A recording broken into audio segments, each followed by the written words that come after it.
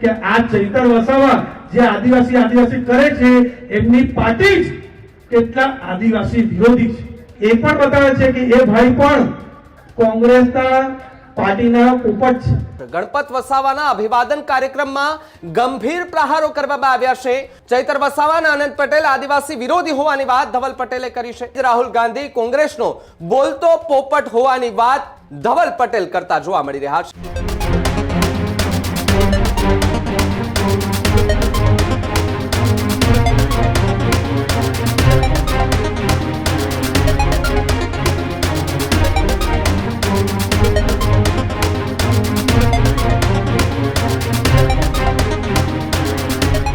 समाचारों में आगे बात वलसाड ની કરીએ। વલસાડની અંદર સાંસદ ધવલ પટેલ કે ફરી એકવાર ચૈતર વસાવા પર ગંભીર પ્રહારો કરતા દેખાઈ આવ્યા છે। જી હા, આની પહેલા પણ સાંસદ ધવલ પટેલ ગંભીર આરોપ લગાવ્યા હતા, તો હવે ફરી એકવાર આનંદ પટેલ એ આકરા પ્રહારો કરતા જોવા મળી રહ્યા છે। ગણપત વસાવાના અભિવાદન કાર્યક્રમમાં ગંભીર પ્રહારો કરવામાં આવ્યા છે। ચૈતર વસાવા અને આનંદ પટેલ ઉપર શાબ્દિક પ્રહારો જોવા મળી રહ્યા છે। ચૈતર વસાવા અને આનંદ પટેલ આદિવાસી વિરોધી હોવાની વાત ધવલ પટેલે કરી છે। तो बीजी तरफ चैतर वसावानी पार्टीना कार्यकरो दिल्ली में बिरसा मुंडा भगवाननी प्रतिमा ए हटावी अने एनुं अपमान करवानी वात करी छे तेवी वात अने तेवो आरोप धवल पटेले लगाव्यो। तो बीजी तरफ कोंग्रेसे राष्ट्रपतिनी चूंटणीमां आदिवासी विरोधी मानसिकता दर्शावी होवानी पण वात धवल पटेल छे तेना द्वारा करवामां आवी छे।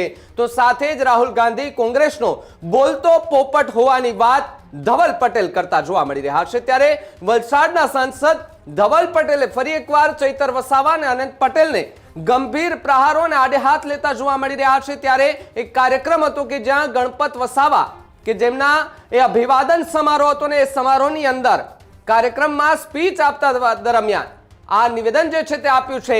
નિવેદન આપ્યા બાદ રાજકીય ચર્ચા પણ જોર પકડતી જોવા મળી રહી છે, કારણ કે આની પહેલા પણ સાંસદ ધવલ પટેલે ચૈતર વસાવા અને આનંદ પટેલને આદિવાસી વિરોધી કહ્યા હતા અને આડે હાથ લેતા જે ચૈતર વસાવા અને આનંદ પટેલને શાબ્દિક પ્રહારો જે છે તેમના પર કર્યા હતા અને શાબ્દિક યુદ્ધ પણ ત્યારે છેડાયું। તો આમને સામને આરોપ પ્રત્યે આરોપો જે છે તે લગાડવામાં આવી રહ્યા છે। ત્યારે ભારતીય જનતા પાર્ટીના ડાંગ જિલ્લાની અંદર આ એક કાર્યક્રમ હતો અને એ કાર્યક્રમમાં વલસાડના સાંસદ ધવલ પટેલનું આ સૌથી મોટું નિવેદન જોવા મળી રહ્યું છે।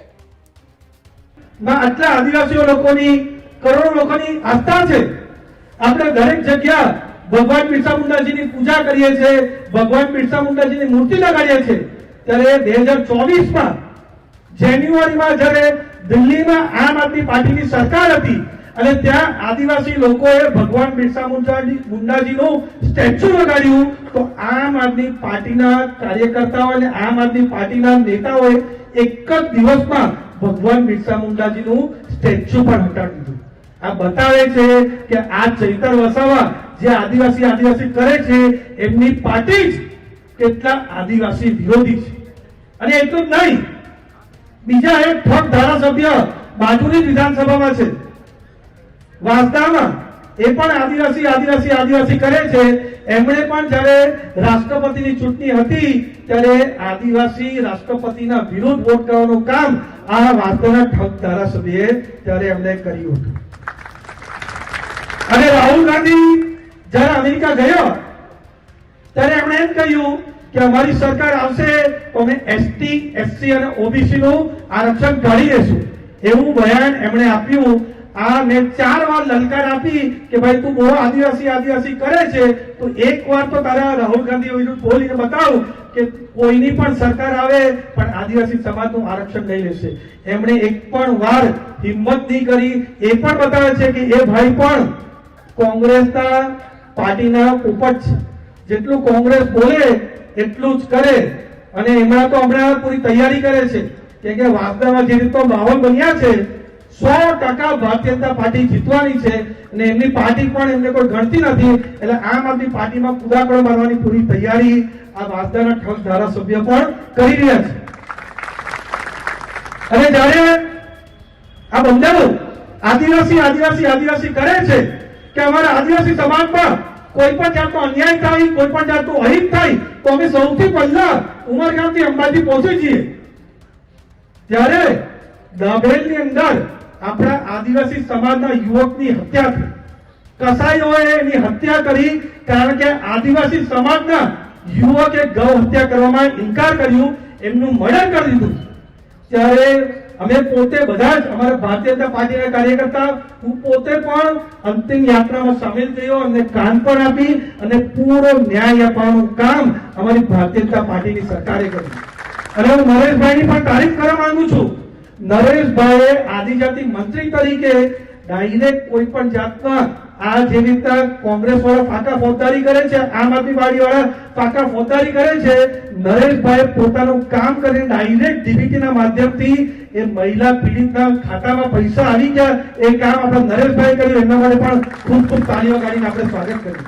એ કામનું કામ આપણે કરીએ. પણ જે ચૈતર વસાવા અને વાર્તાના ધારાસભ્ય આદિવાસી કરે છે, એ ત્યાં જ્યારે કસાએ એમની હત્યા કરી ત્યાં નહીં ગયા.